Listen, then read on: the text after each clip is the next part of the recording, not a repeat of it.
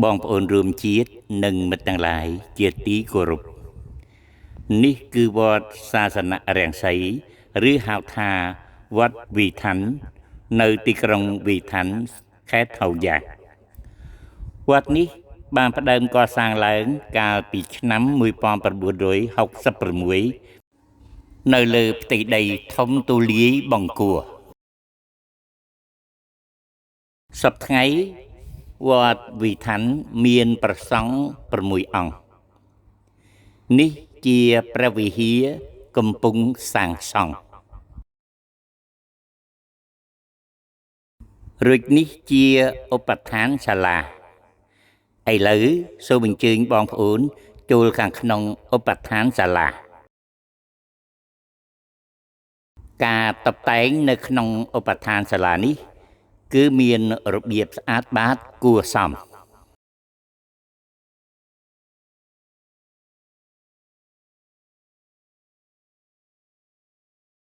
ជាពិសេសគឺពុទ្ធាសនៈដោយមានរូបព្រះពុទ្ធជាច្រើនអង្គគួរឲ្យជ្រះថ្លាប៉ុនពេក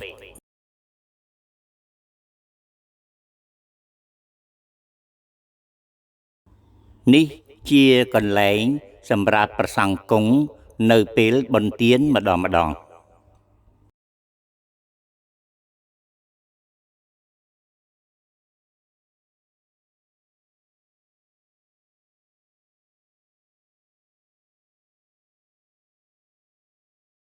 នេះជាការតុបតែងនៅក្នុងឧបដ្ឋានសាលា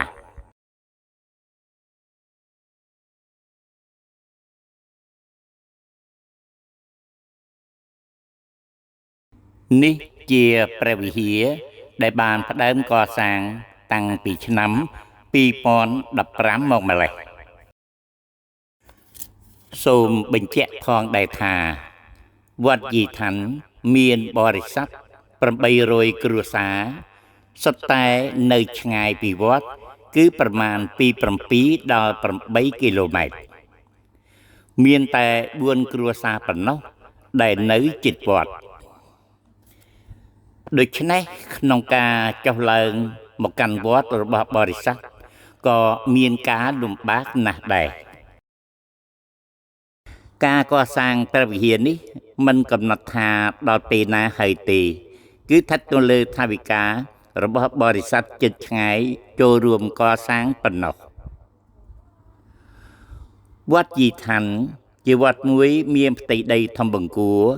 មានដើមឈើធំច្រើនដែរ